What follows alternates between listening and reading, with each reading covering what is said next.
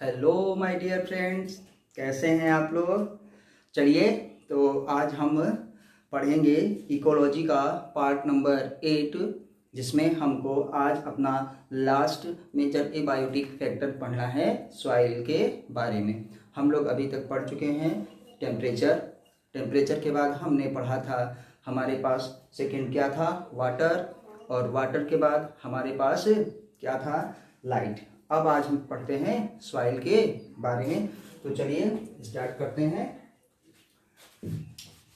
और स्टार्ट करने से पहले आपसे एक रिक्वेस्ट है कि जिन्होंने अभी तक जो है चैनल को सब्सक्राइब ना किया हो वो कृपया कर लें, ताकि हमारी वीडियोज आपको मिलती रहे। चलिए हम लोग इस और वीडियो को लाइक करिए तथा उस पर कमेंट भी करके बताइए कि आपको वीडियो कैसी लगती है, तो हमको एक अंदाज़ा हो जाएगा। चलिए स्टार्ट करते हैं। आज हम लोग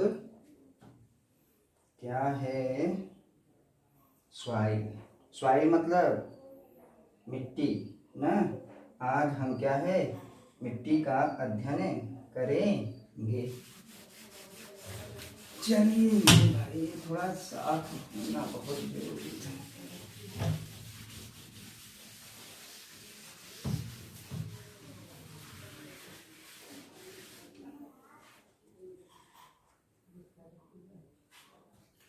हमारा क्या है, इकोलॉजी, और ये पार्ट क्या है, 8 आज हम देखने जा रहे हैं, जिसमें हमको पढ़ना है क्या, सॉइल ना, जिसको हमको पढ़ना है सॉइल का मतलब हमारे पास हमारी भूमि, हमारे पास मिट्टी, मतलब पृथ्वी का सबसे ऊपर वाला हिस्सा, ऊपर वाला भाग, अपर लेयर ना। अपर लेयर का मतलब जिसमें हम लोग अपनी खेती करते हैं। ठीक, आते हैं तो हम क्या करते हैं, अपर ना लेयर ऑफ अर्थ, जिसको हम लोग अर्थ क्रस्ट भी कहते हैं। ठीक, तो ये हमारे पास हो गया अपर लेयर ऑफ अर्थ। आप यहाँ पे ई भी कर सकते हैं, कोई दिक्कत नहीं। क्या, अपर लेयर ऑफ अर्थ, ये हो गया हमारा सॉइल। अब क्या करते हैं, study of soil. Study of soil को क्या कहते हैं, आप याद रखिएगा। स्टडी ऑफ सॉइल को हम लोग क्या कहते हैं, पेडोलॉजी। ये 1000 बार पूछा जा चुका है और अभी 1000 बार पूछा जाएगा। Pedology, study of soil. Soil के अध्ययन को क्या कहते हैं, तो सॉइल के अध्ययन को पेडोलॉजी कहते हैं। चलिए उसके बाद हम आते हैं, पेडोलॉजी के बाद हम कहेंगे एक आपको और चीज मिलती है, पेडोजेनेसिस। और हम आपको बता चुके हैं पहले कि जहाँ पे आपको जेनेसिस मिले, जेनेसिस का मतलब क्या है, उस चीज का निर्माण करना, किसी चीज का निर्माण करना।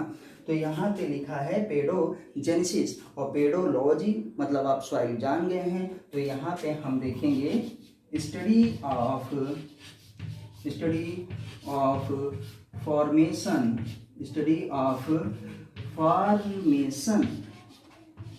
फॉर्मेशन ऑफ क्या, सॉइल, फॉर्मेशन ऑफ सॉइल। हम यहाँ पे पेडोजेनेसिस में ये देखते हैं कि हमारे पास जो है सॉइल का फॉर्मेशन कैसे किया जाता है, कैसे होता है, उसका अध्ययन हम लोग करते हैं। ठीक, आपको एक तीसरा टर्म मिलेगा, टोपोग्राफी। आपने देखा होगा कि भूकंप आ रहा है या तमाम चीज हो रही, तो कहते हैं ना टोपोग्राफी, जो प्लेट है वो खिसक गई थी। तो क्या होता है टोपोग्राफी का मतलब शेप कैसा है, जहाँ की भूमि है, जहाँ की मिट्टी है, जैसे चट्टान है, बड़े बड़े पर्वत हैं ना, तो वहाँ का हम देखते हैं कि वो शेप कैसा था ना, वहाँ की कैरेक्टरिस्टिक कैसी है, shape and characteristic of soil of earth soil. चलिए आप क्या करेंगे, हमारे पास अर्थ यहाँ इसलिए पहले अर्थ लिखे कि वो उस भूमि की जहाँ से हमको वो मिट्टी मिलेगी, उस भूमि का कैसे हमारे पास क्या है वहाँ पे बना हुआ है, उसका स्ट्रक्चर कैसा है, उसका शेप कैसा है, उसका कैरेक्टरिस्टिक्स कैसा है, उसको हम लोग टोपोग्राफी कहते हैं। और आप लोगों ने टोपोग्राफी बहुत सुना होगा कि क्या हुआ था, अर्थक्वेक आया तो उसमें टोपोग्राफिक प्लेट हमारे क्या है अंदर की जो प्लेटें होती हैं, चट्टानें होती हैं ना, वो कैसे खिसक गई, तो उसी को कहते हैं हम लोग टोपोग्राफी की प्लेट खिसक गई थी। तो हमको यहाँ पे मेन हम लोगों का उद्देश्य क्या है, सॉइल। सॉइल क्या है, upper layer of earth crust. हमारे पास क्या है, अर्थ कहते हैं उसका ऊपर, अर्थ क्रस्ट कहते हैं तो उसका ऊपरी हिस्सा जिसपे हम लोग खेती करते हैं, जो हमारी मिट्टी है ऊपर वाले भाग की बात करेंगे। चलिए तो क्या करते हैं, स्टडी ऑफ सॉइल को क्या कहते हैं, पेडोलॉजी कहते हैं। पेडोजेनेसिस क्या है आपको बता चुके, जेनेसिस मीन्स फॉर्मेशन होता है, तो पेडो फॉर्मेशन मतलब क्या है, सॉइल का formation. Topography shape and characteristics of earth, वहाँ पे जो भूमि है, वहाँ पे जो जमीन है उसका कैसे के कैरेक्टरिस्टिक है। तो आइए जिसको नोट करना होगा वो नोट कर लेगा। हम लोग अब थोड़ा आगे पढ़ते हैं। चलिए इसको हटाना जरूरी है। याद रखिएगा कि कहीं भी किसी भी जगह का सॉइल देखने के लिए वो क्या है, बहुत सारी चीज़ उस पर काम करते हैं। जैसे अभी हम लोग फैक्टर पढ़ रहे थे, बहुत सारे कारक होते हैं। कहीं पे पहला, अगर कहीं की सॉइल है तो उस सॉइल, हमारे यहाँ जैसे हम लोग यूपी में हैं, प्रयागराज में हैं, पंजाब, बिहार या तमाम चीज़ जगह की जहाँ की फसल बहुत उपजाऊ होती है, तो वहाँ पे हम जानते हैं कि हमारे पास जो सॉइल है, तो लोग कहते हैं कि यार उनके यहाँ की मिट्टी ज़्यादा अच्छी है, इनके यहाँ की मिट्टी वैसे ही है। तो हमारे यहाँ की जो सॉइल है वो ऐसे ही नहीं बन गई है, उस पर बहुत सारी चीज़ें हैं, बहुत सारे चीज़ों ने उस पर क्या किया है, अपना इफेक्ट डाला है। तो देखिए हम यहाँ पे करते हैं कि सॉइल फॉर्मेशन के लिए, सॉइल फॉर्मेशन आपको याद रखना पड़ेगा कि सॉइल फॉर्मेशन किस पे है, डिपेंड ऑन किस पे, पहले पास हमारे पास क्लाइमेट, कि हमारे यहाँ का क्लाइमेट कैसा है, हमारे यहाँ का क्लाइमेट कैसा है। आप जानते हैं कि क्लाइमेट का मतलब जल वायु, वहाँ की जलवायु कैसी है। दूसरा हमारे पास क्या है, वेदरिंग, ठीक, वेदरिंग प्रोसेस, वेदरिंग प्रोसेस कैसा है। वेदरिंग अभी हम आपको बता रहे हैं क्योंकि ये बहुत ही इम्पोर्टेंट है और ये एनसीईआरटी में आपके दिया गया है। वेदरिंग हमारे पास हो गया, क्लाइमेट वहाँ की कैसे है, वेदरिंग कैसे हो गया। वेदरिंग का मतलब कि चट्टानें कैसे टूटती हैं, चट्टानों के टूटने से कैसे भूमि बनती है, कैसे सॉइल का निर्माण होता है, उस प्रोसेस को हम लोग क्या कहते हैं, वेदरिंग कहते हैं। चलिए अब यहाँ पे बस आपको इतना याद रखना है कि वेदरिंग क्या होती है, 3 प्रकार से होता है। Weathering formation of soil by the parental rock, इसको हम लोग कहते हैं वेदरिंग। अब वेदरिंग कितना है, 3 पार्ट्स। पहली बात ये फिजिकल वेदरिंग हो सकती है, फिजिकल के बाद केमिकल वेदरिंग हो सकती है, केमिकल के बाद हमारे पास यहाँ बायोलॉजिकल वेदरिंग हो सकती है। Physical weathering, chemical weathering and biological weathering. यहीं पे लिख दे रहे हैं कि वेदरिंग होता क्या है। वेदरिंग हमारा क्या है, formation of soil, formation of soil क्या, by the parental rock, parental rock. आपको पता है कि हमारे पास क्या है, बहुत बड़ी बड़ी चट्टानें हैं, बहुत बड़े बड़े पर्वत हैं। वो चट्टान चाहे पृथ्वी बनने के टाइम से बना हो, चाहे भगवान ने उसको बनाया हो, या तो जब हमारे पास क्या होता है, ज्वालामुखी फूकता है तो वो कूलिंग होती है उसकी, तब बड़ी बड़ी चट्टानें बनती हैं। तो अब हम उसमें देख लिए कि हमारे पास इसको क्या कहते हैं, वेदरिंग प्रोसेस। अब वेदरिंग प्रोसेस कितने प्रकार से हो सकता है, मतलब वेदरिंग कितने प्रकार से हो सकता है, बस आपको उसका नाम याद रखना है। एनसीईआरटी में डिटेल में नहीं दिया गया है। अब जो हमारे पास एनसीईआरटी में है वही हमको पढ़ना है। तो फिजिकल वेदरिंग हो सकती है, केमिकल वेदरिंग हो सकती है, नाम से ही पता चल रहा है, और बायोलॉजिकल वेदरिंग हो सकती है, लेकिन इनके डिटेल में हमको नहीं जाना है। अभी वेदरिंग हम लोग और पढ़ेंगे। हमारे पास क्लाइमेट हो सकता है, डिपेंड करता है, वेदरिंग डिपेंड करता है वहाँ का क्या है, पीएच कैसा है, वो रेसिडुअल है कि ट्रांसपोर्टेड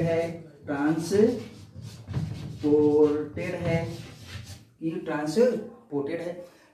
आपको सॉइल पे जा रहे हैं हम लोग कि सॉइल कहीं की बनती है तो किन किन चीज़ों पर वो निर्भर है।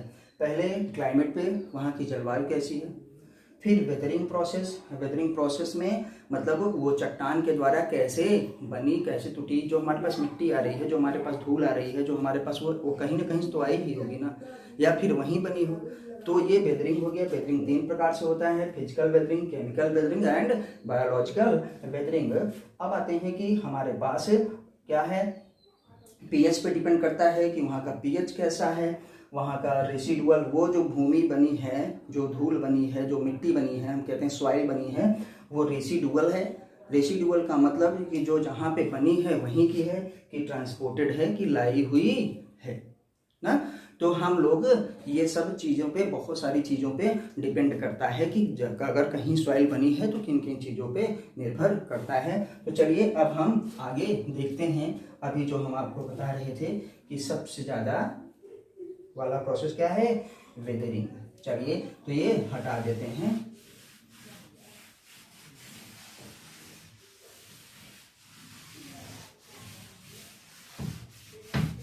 जिसको नोट करना होगा वो वीडियो को पॉज करके नोट कर लेगा।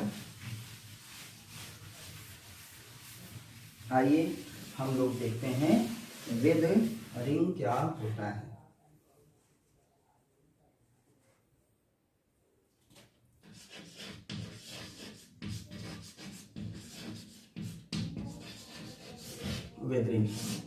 वेदरिंग आप समझ गए हैं ना।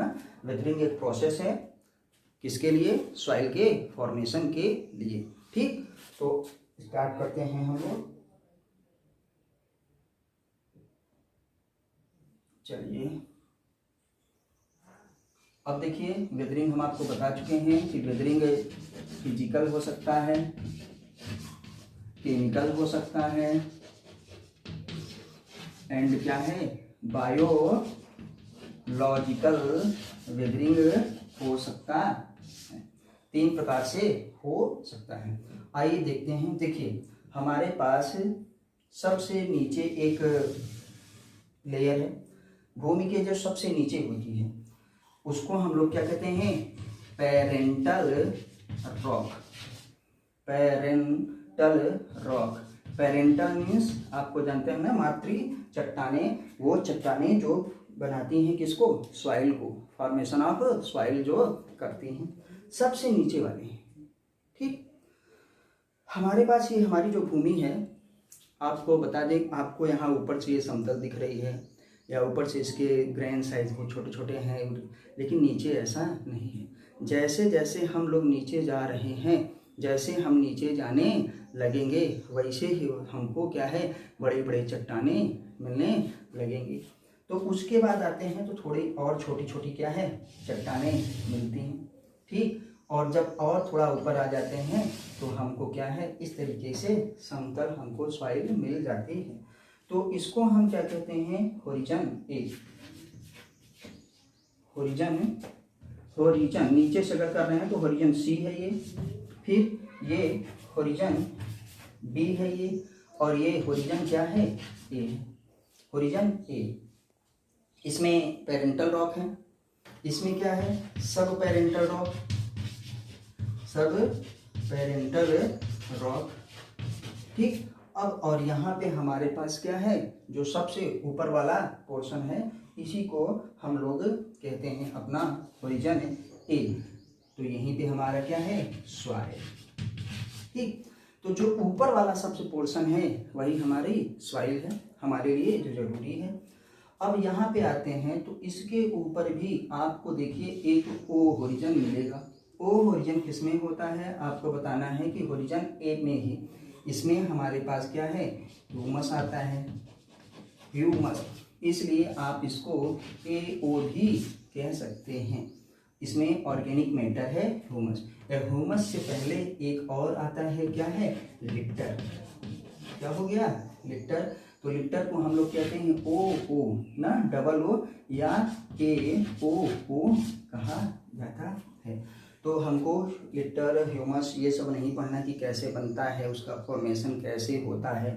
हमको क्या देखना है, हमको देखना है कि यहाँ पे हमारे पास कितने ओरिजिन हैं। ओरिजिन सी में आप क्या बताएंगे, पेरेंटल रॉक। ओरिजिन बी में सब पेरेंटल रॉक। नीचे वाले चट्टान और बड़ी बड़ी हैं, ऊपर वाली और छोटी छोटी, और सबसे ऊपर हमारी सॉइल।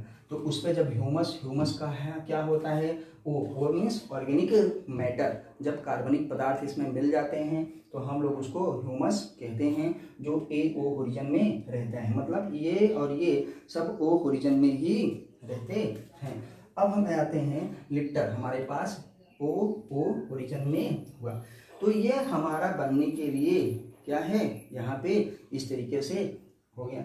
अब देखिए, इसको जिसको नोट करना होगा ये नोट कर लेगा, बड़ा ही इंपॉर्टेंट है।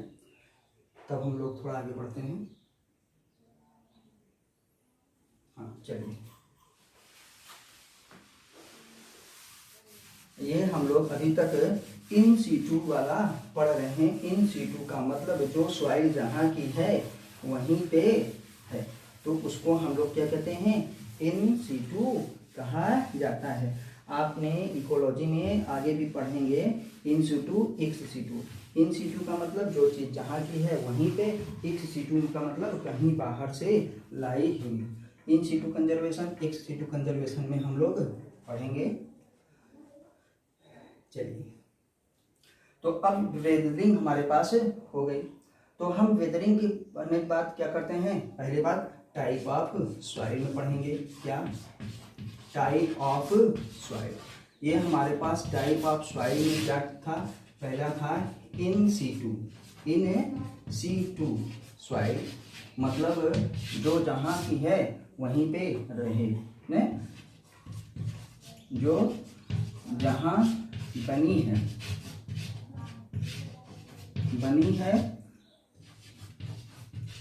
वहीं पे रहे। इन सीटू हमारे पास क्या होता है, एक्स सीटू। एक्स सीटू का मतलब हमारे पास बने कहीं और, बने कहीं और, या इसको आप बस इतना लिख लीजिए, एक्स सीटू क्या होता है, बाहर से लाई हुई। ठीक, आपको इन सीटू एक्स सीटू जहां मिलेगा आप ये समझ जाइएगा, एक्स सीटू का मतलब बाहर से लाई हुई।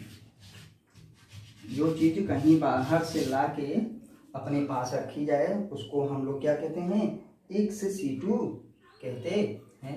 टाइप ऑफ सॉइल, दो ही प्रकार की सॉइल हमारे पास होती है, in situ soil, ex situ soil. In situ soil का मतलब जहाँ बनी है वहीं पे रहे, एक्स सीटू का मतलब बाहर से लाई हुई बनी कहीं और पे रहे और हम ला के यहाँ पे कहीं और रखे हों। ठीक, चलिए अब हम क्या करेंगे, इसके आगे का देखते हैं। तो इन सीटू में हम पढ़ रहे हैं, अब इसको हटा दे रहे हैं, दो हो गया, याद रखिएगा। तो एक्स सीटू को हटा दे रहे हैं, इन सीटू में भी हम पढ़ रहे हैं क्या, प्रोसेस किसका, वेदरिंग का। ठीक, तो भूमि का निर्माण कैसे हो रहा है, हो गया। अब हम जो देखेंगे यहाँ पे क्या, टाइप में ही आप सॉइल में कि कैसे किस पे डिपेंड करता है।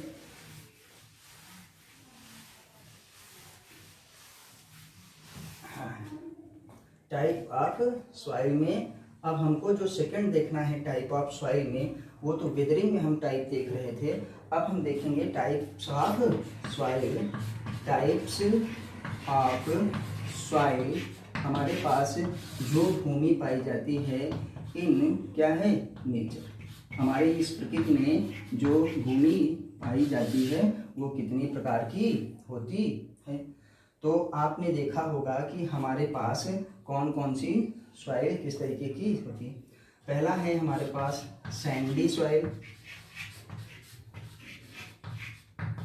इसको क्या कहते हैं, बलुई मिट्टी, सब जानते हैं बलुई मिट्टी ना, बलुई मिट्टी। सैंडी सॉइल के बाद हमारे पास क्या आता है, सिल्ट। सिल्ट को हम लोग आप क्या कह सकते हैं, काली मिट्टी भी कह सकते हैं। इन दोनों के बीच का होता है काली मिट्टी। काली मिट्टी में क्या होता है कि अभी आपको बता रहे हैं, सैंडी सॉइल का तो नाम से ही पता है कि सैंड है। सैंड है तो उसमें दाने क्या हैं, उसके बड़े होंगे, ग्रेन साइज बड़े होंगे, तमाम चीज़ें होंगी। तो लाइट के आगे थोड़ा टाइम स्लो करना करें, नहीं आपको आवाज़ ज़्यादा आएगी।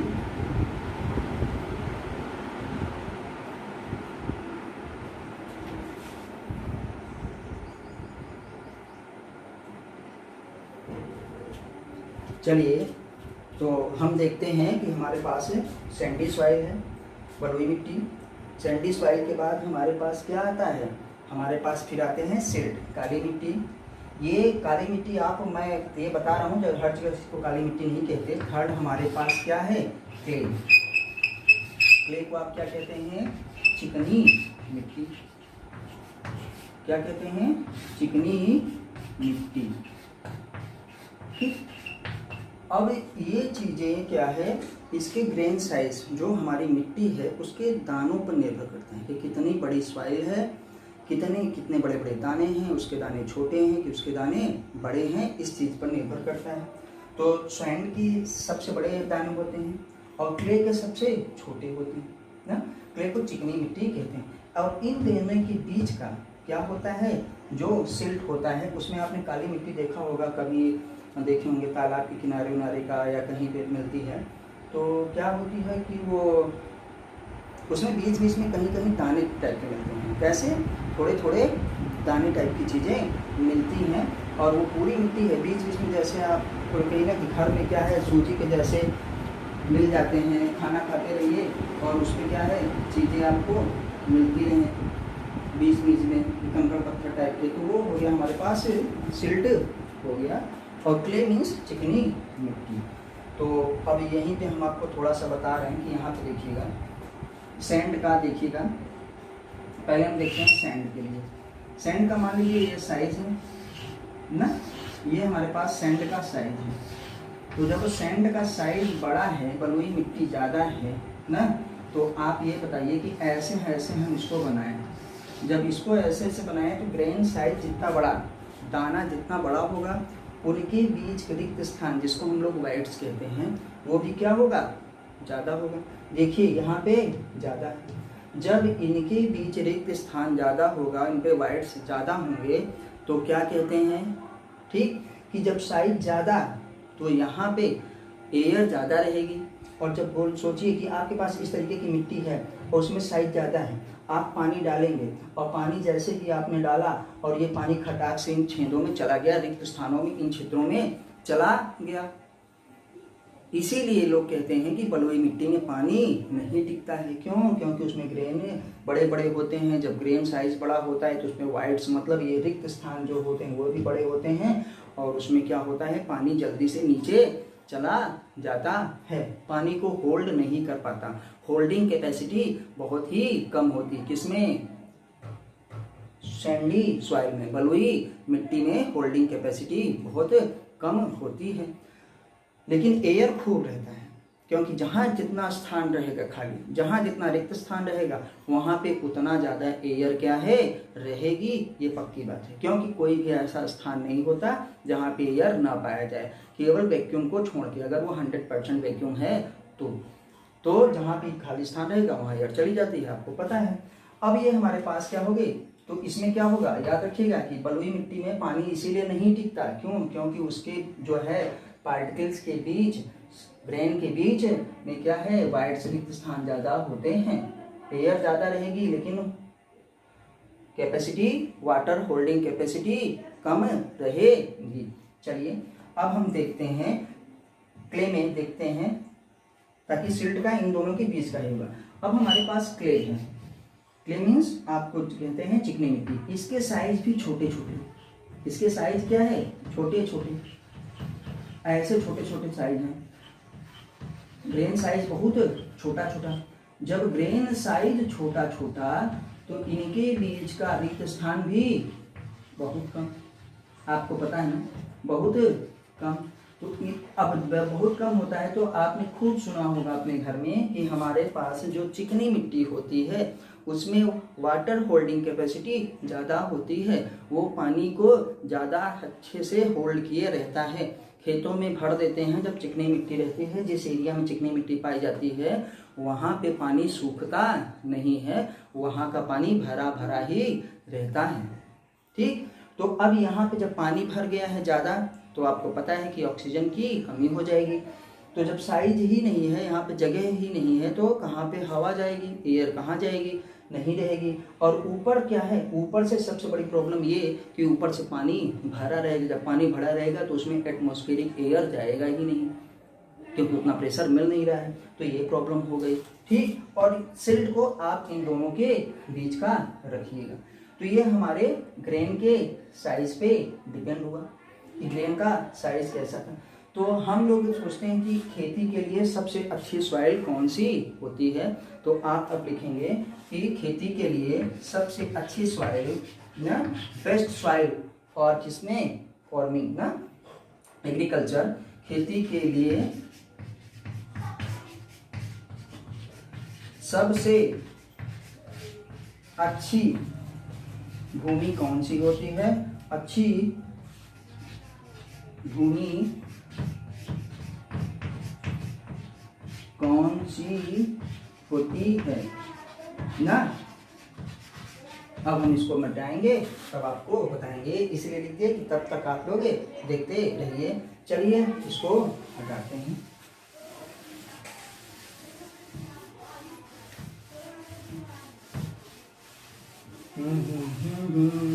प्लीज़ आप लोग जो है चैनल को सब्सक्राइब करिए और अपने दोस्तों से भी सब्सक्राइब करवाइए। ठीक, वीडियो कैसी लगती है हमको कमेंट के माध्यम से ज़रूर बताइए और वीडियो को लाइक भी करिए। चलिए आइए आराम से पढ़ते हैं थोड़ा। अब हम लोग अभी क्या किए, हम लोग अभी यहीं पे कर रहे थे कि हमको स्टडी ऑफ सॉइल क्या है।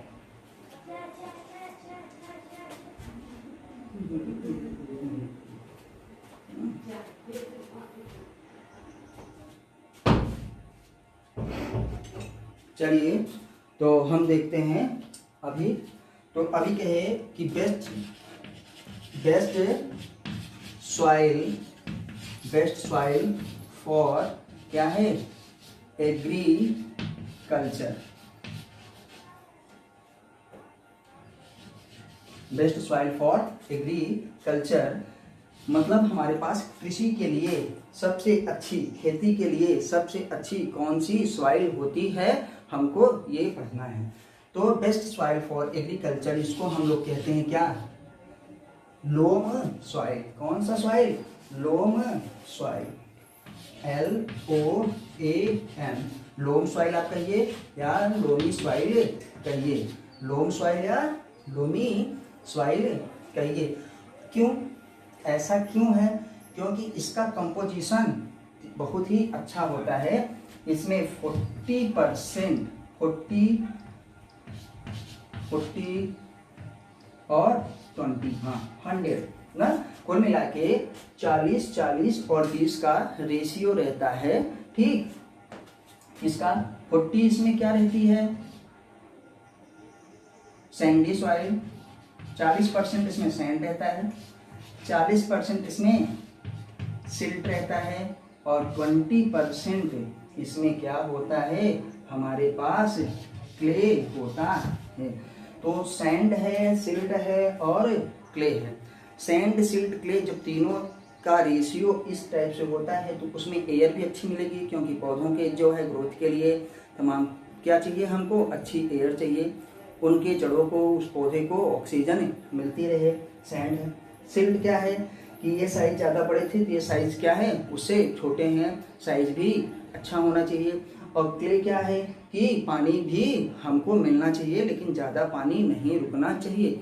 इसीलिए कहते हैं कि पेड़ पौधों से, उनके जड़ों के तरफ से, आसपास से पानी को इकट्ठा मत होने दीजिए। तब क्या होता है, वो फिजियोलॉजिकल ड्राइनेस हो जाती है। उसको क्या कहते हैं, फिजियोलॉजिकल ड्राइनेस। फिजिकल ड्राइनेस का मतलब ये हुआ कि आप पानी ही मत दीजिए, सिंचाई मत करिए। जब उनको पानी की कमी हो जाए तो उसको हम कहते हैं फिजिकल ड्राइनेस।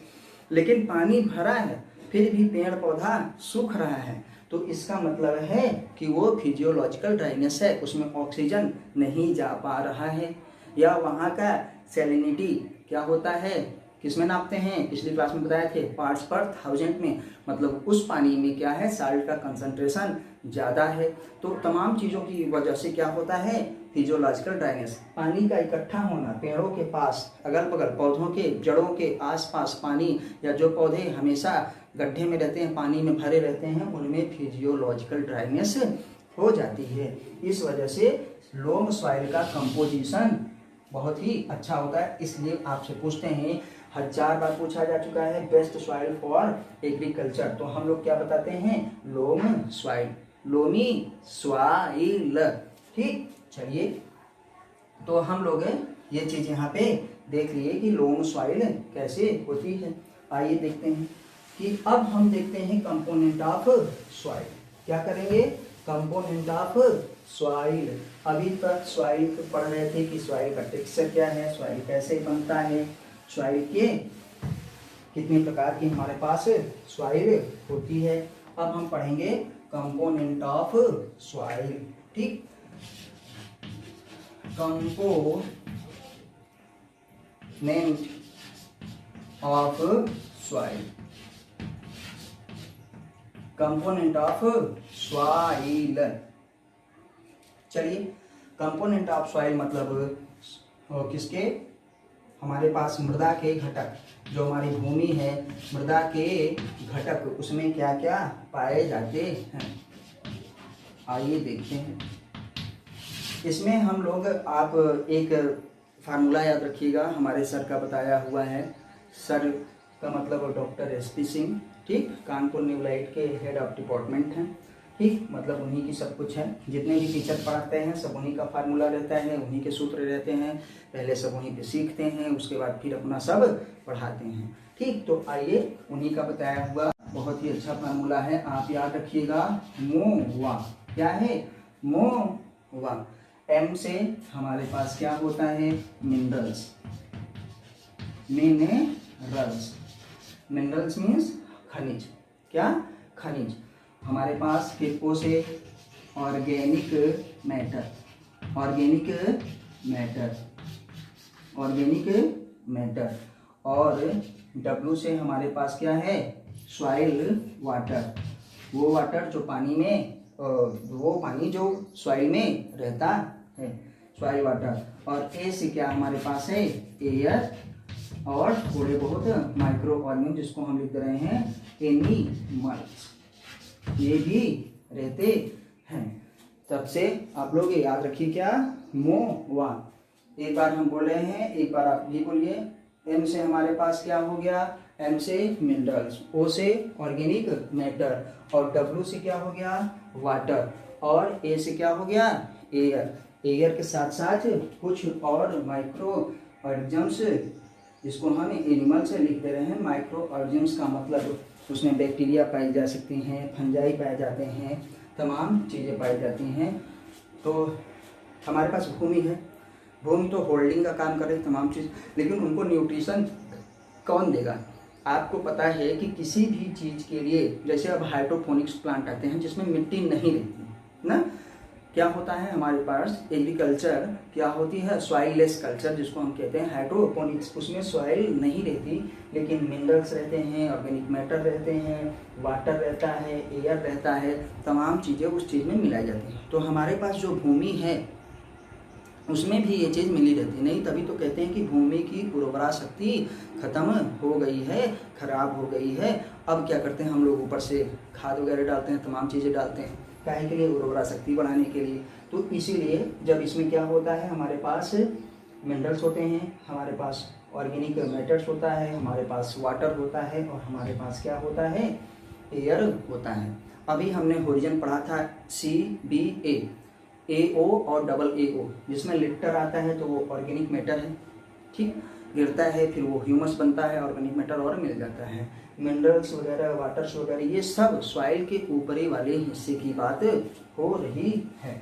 तो याद रखिएगा क्या है, खनिज, बहुत सी शॉर्ट में आपको बता दे रहे हैं, याद रखें। M फॉर मिनरल्स जिसको हम कहते हैं खनिज, O से ऑर्गेनिक मैटर मतलब कार्बनिक पदार्थ, W से वाटर और हमारे पास क्या है, एयर, या क्या है, एनिमल्स, कितने, माइक्रो ऑर्गेनिज्म, जैसे हमारे पास बैक्टीरिया हो गया ना, हमारा फंजाई वगैरह हो गया। आप इन सब इनको एनिमल्स क्यों कह रहे हैं, तो अपना फार्मूला बैठाने के लिए कि ऐसे एनिमल्स कुछ और भी जीव जंतु पाए जाते हैं। चलिए अब हम देखते हैं, ये चीज़ें आपको मिल गई। आपको पता है कि वाटर हमारे पास पूरा का पूरा जो वाटर होता है,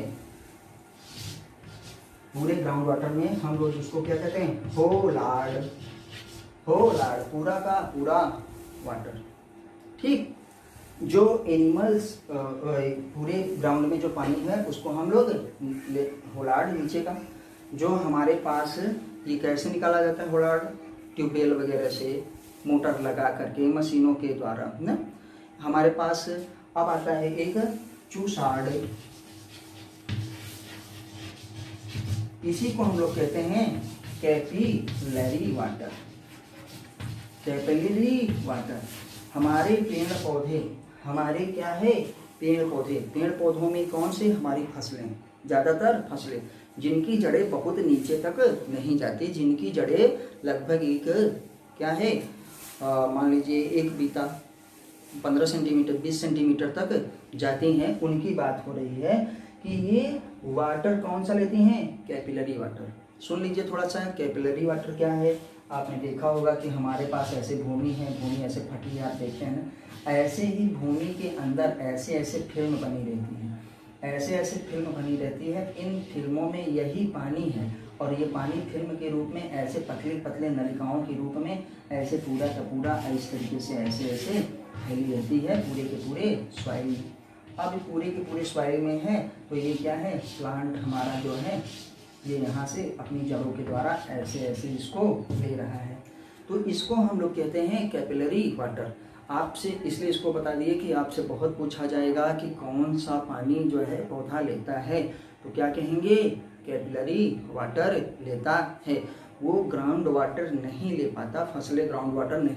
जो बहुत बड़े प्लांट्स होते हैं जिनके बहुत नीचे जड़ी जाती हैं, जैसे आम हो गया, महुआ हो गया, हमारी यूकेलिप्टस, हमारा सफ़ेदा हो गया, बरगद, मतलब बड़ी वाले पौधे, तो वो क्या है, ग्राउंड वाटर ले सकते हैं। और ग्राउंड वाटर को हम लोग कैसे निकालते हैं, मोटर से निकालते हैं, नलकूप से निकालते हैं, तमाम चीज़ हैंडपम्प वगैरह से निकालते हैं।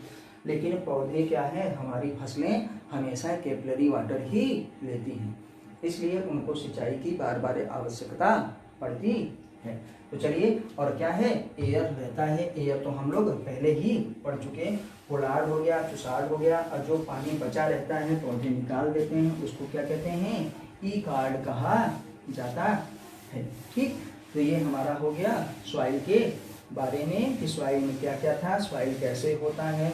अब हम अभी तक इन सीटू पढ़ रहे हैं, जो सॉइल जहाँ की है वहीं की बनी है, जो सॉइल जहाँ पे थी वहीं पे हमारे पास बनी है। अब हम क्या पढ़ेंगे, इन सीटू सॉइल, मतलब ट्रांसपोर्टेड सॉइल। ट्रांसपोर्टेड सॉइल को हम लोग क्या कहते हैं कि कहीं से सॉइल लाई गई हुई हो। एक्स सीटू सॉइल पढ़ेंगे, ex situ soil. Ex situ soil का मतलब है क्या, ट्रांसपोर्टेड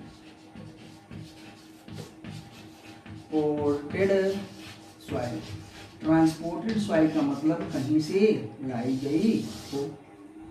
आप लोगों ने खूब अपने घर में सुना होगा या अगल बगल आसपास दादा दादी ने सुनाया होगा कि इस बार गंगा मैया क्या है, माटी फेंकी हैं, या फिर कहते हैं अरे इस बार गंगा मैया या जमुना जी ने या नदियों ने क्या है, बालू फेंक दिया। अच्छा नहीं था, ठीक। तो आपको पता है कि जो नदियां हैं उनके किनारे भी खेती होती है। तो जब वो माटी फेंकती हैं या नदियों में तो बाढ़ आई और माटी छोड़ के चली गई तो फसल बहुत ही अच्छी होती है, और जब बालू छोड़ के चले गई तो फसल कम। तो वो मिट्टी आई कहाँ से, नदियाँ ही तो लाई हैं ना। तो क्या हो गई, ट्रांसपोर्टेड हो गई। तो ये ट्रांसपोर्टेड सॉइल कैसे होती है, 4 प्रकार से ये होती है। आइए देखते हैं। पहला इसमें आता है इवोलियन सॉइल, इवोलियन सॉइल। दूसरा है इसमें एलुवियल सॉइल, एलुवियल सॉइल। आप कंफ्यूज मत होइएगा मेरे भैया कि ये कितने टाइप्स हैं। पहले इन सीटू बताए, फिर एक सीटू बताए, टाइप ऑफ सॉइल बता चुके, फिर उस टाइप ऑफ सॉइल में 4 प्रकार की सॉइल बताए ना, 3 प्रकार की सॉइल बताए, सैंड वाला, सिल्ट वाला और क्ले वाला, और फिर उसमें भी अब बता रहे हैं 4 प्रकार का। तो डिवीजन तो होता ही, आप नाम से याद रखिएगा कि इवोलियन सॉइल क्या होता है तो आपको बताना पड़ेगा, तो एलुवियल क्या होता है तो आपको बताना पड़ेगा, आपको सैंडी सॉइल क्या होता है ये याद रखिएगा, आपको सिल्ट सॉइल क्या होती है, क्ले क्या होता है ये याद रखिएगा। तो आप मेन टर्म्स याद रखेंगे तो सीधे आ जाएंगे। आपसे पूछा जाएगा इन सीटू सॉइल क्या होती है, इन सीटू सॉइल को ही क्या कहते हैं, रेसिडुअल सॉइल कहते हैं। रेसिडुअल सॉइल का मतलब क्या होता है, सेडिमेंट्री सॉइल, जो जहाँ पे बनी है वहीं पे रहे। सुन लीजिए 1 मिनट। ट्रांसपोर्टेड सॉइल क्या होता है, ट्रांसपोर्टेड सॉइल क्या है, जो कहीं से लाई गई हो, जिसको हम लोग एक्स सीटू भी कहते हैं, ठीक। अब ये कितने प्रकार की होती है, इवोलियन होती है, एलुवियल होती है, एलुवियल के बाद क्या होता है, कोलुवियल सॉइल होती है, और कोलुवियल सॉइल के बाद क्या होती है हमारे पास, ग्लेशियर सॉइल होती है। ग्लेशियर्स मतलब कितने जगह से ट्रांसपोर्ट करके लाई जा सकती है, किसके किसके द्वारा लाई जा सकती है, ग्लेशियर्स होता है, ग्लेशियर्स। तो हमारे पास क्या होंगे, ग्लेशियर्स मतलब वही किसके, बर्फ के बड़े बड़े हमारे पास चट्टाने होती हैं। आइए इवोलियन को आप याद रखिएगा कि जब सॉइल किसके द्वारा, विंड के द्वारा लाई जाती है तो इसको इवोलियन सॉइल कहते हैं, विंड के द्वारा। क्यों, ट्रांसपोर्टेड सॉइल का मतलब कि वो वहाँ पे बने, वहाँ पे न रह के कहीं और चली जाए। वेदरिंग चट्टान कहीं और टूटी हुई होगी, उस पर क्या होंगे, पत्थर पड़े होंगे, उसमें भूकंप आया होगा, वो टूटा होगा, वेदरिंग चाहे फिजिकल हो चाहे केमिकल चाहे किसी भी माध्यम से टूटा होगा। तो वहाँ से टूटने के बाद वो क्या है, यहाँ तक सॉइल आई होगी, किसी और जगह गई होगी, तो कैसे गई होगी, या तो वो विंड के द्वारा उड़ के गई होगी।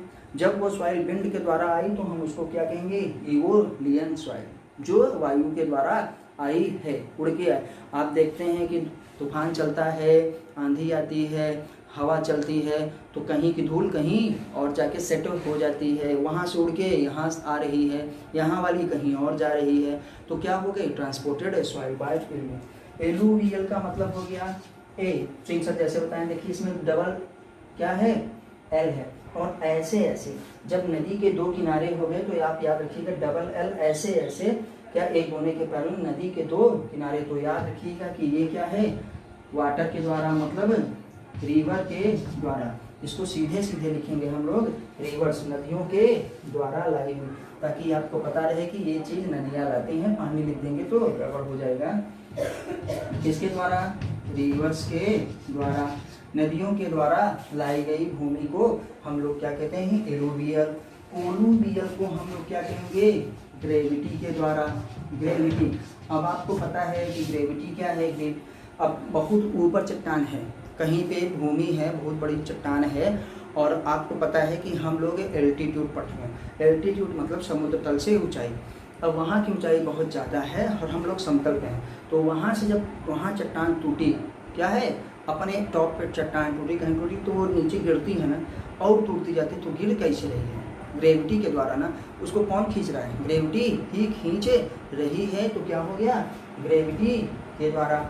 और ग्लेशियर्स मतलब आपको पता है सॉइल किसके? ग्लेशियर्स के द्वारा। इसमें ज़्यादा डिटेल नहीं पूछना है। ग्लेशियर्स के द्वारा कभी कभार हो सकता है कि बर्फ के साथ भी आ जाए। ग्लेशियर्स के टूटने की वजह से क्या है, अगल बगल की जो चट्टानें हैं वो भी टूट गई हो। ठीक, तो हमको ये पढ़ना था एक्स C2 सॉइल में। तो हमारे पास आ गया इवोलियन सॉइल, विंड है, एलुवियल सॉइल रिवर्स है, और कोलुवियल सॉइल ग्रेविटी है, और ग्लेशियर्स क्या है? ग्लेशियर्स के द्वारा। तो अभी चलिए हम लोग शॉर्ट में 2 मिनट पढ़ते हैं। सबसे पहले आप सुनिए, स्टडी ऑफ सॉइल क्या होता है? पेडोलॉजी होता है। Study of formation of soil क्या होता है? पेडोजेनेसिस होता है, मतलब सॉइल का निर्माण कैसे होता है। और हम क्या करते हैं? टोपोग्राफी क्या होता है? टोपोग्राफी कहीं क्या शेप, या वहाँ पे शेप कैसा है, वहाँ का फीचर कैसा है, उसका जब अध्ययन करते हैं तो वो टोपोग्राफी कहलाता है। भूमि के अंदर वर्टिकल सेक्शन जब हम लेते हैं, 3 डायमेंशन ऑफ वर्टिकल सेक्शन, जिसको हम कहते हैं सॉइल प्रोफाइल, ठीक, तो वो टोपोग्राफी कहा जाता है।